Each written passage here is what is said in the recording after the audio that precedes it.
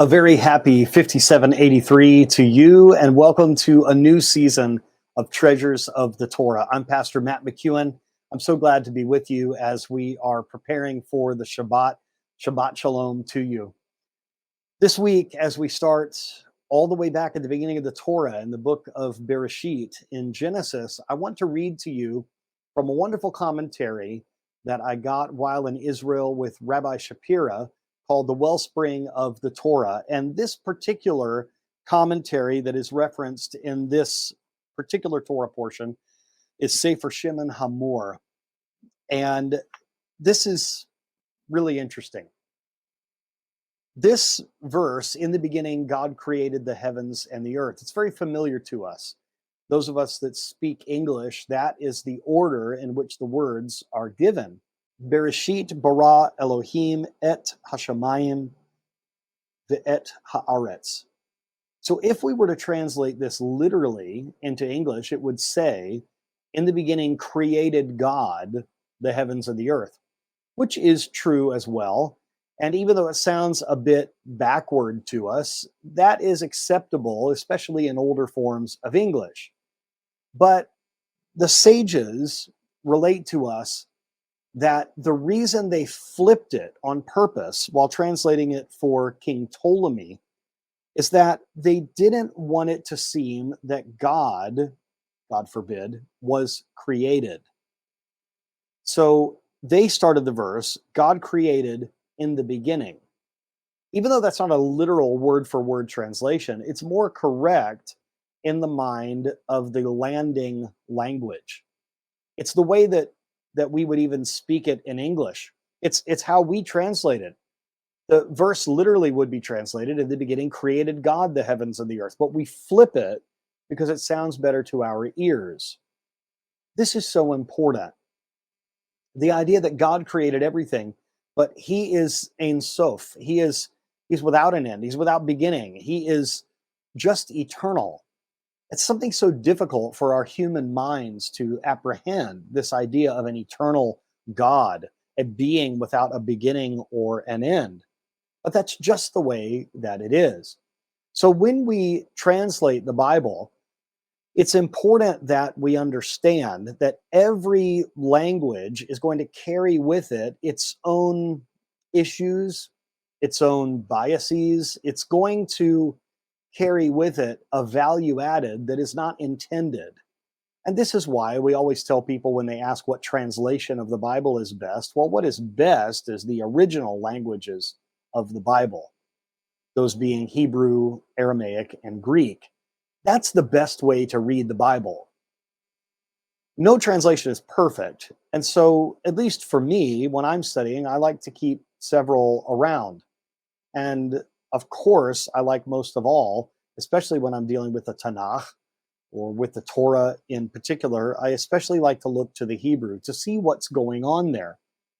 Because not only do we get a different flavor when we read from the Hebrew, but as we've talked about before, there are layers of interpretation in the Hebrew that we simply don't get in the English.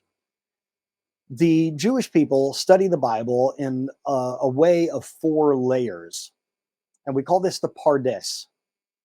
And it stands for the Peshat, or the plain meaning of the text, the literal meaning of the original language. Then we have the Remez, which means a clue, so something that is a little bit beneath the surface. We have the Drasha, or the Drash, which is like a sermon or an object lesson. And then at the deepest level, we have the Sod. Now, whatever language you translate the Bible into, you're only getting that very first layer of interpretation, that layer of the Peshat. And there are so many things that are much deeper.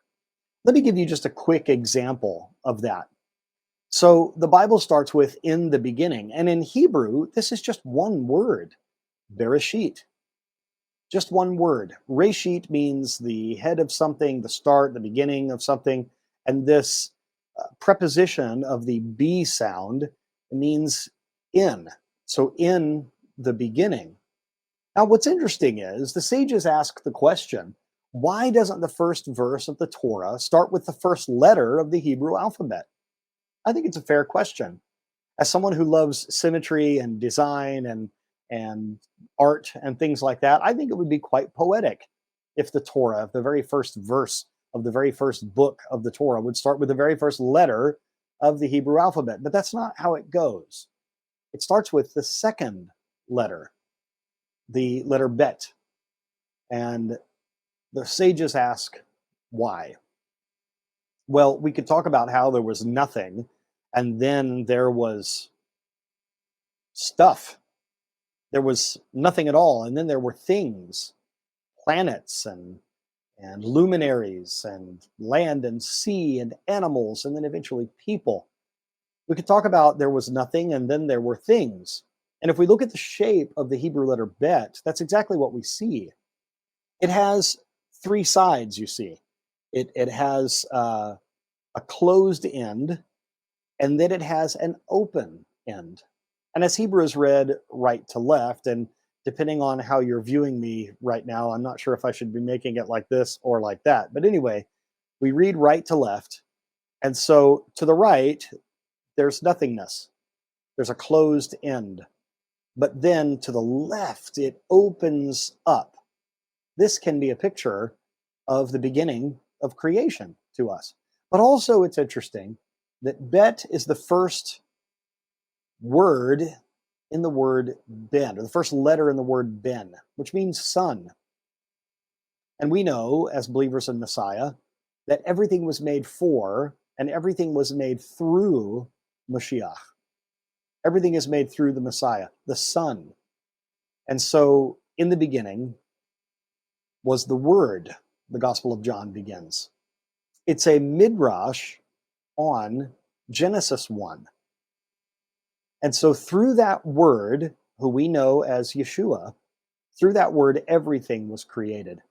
And so in that way, it's quite appropriate that the beginning of the Bible starts with a Bet.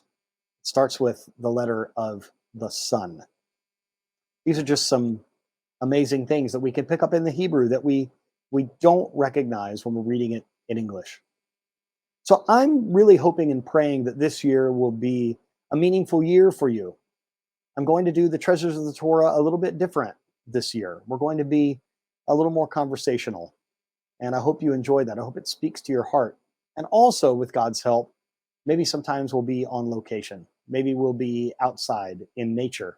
We'll just have to see how it goes. I want to thank you for joining me and for paying attention to this teaching every single week. If you enjoy my teaching, it's only the way that it is because I learned from great rabbis in a great school, a great yeshiva. Yeshiva is the way that we say a Jewish seminary. And it comes from the word that means to sit. You sit and study. And I did that for over 5 years. And I graduated, and I even was ordained as a Moreh Torah, a Torah teacher, after my completion of my studies at Yeshivat Shuvu. And you can study there too. Go to shuvu.tv and fill out an application. We'd love to hear from you. I do want to warn you that we have a constant backlog of applications because so many people are wanting to learn. There's such a thirst for Torah knowledge. And since there's a lot of bad information on the internet, there's a real thirst and a hunger for true Torah knowledge, for good kosher teaching.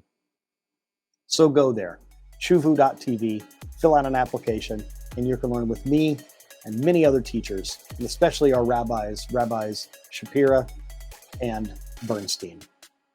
Thank you so much. I wish you a Shabbat Shalom for you and your family, and a happy 5783. Let us go into this year walking out our faith in Yeshua in the way that he wants us to. May God richly bless you. Shabbat Shalom.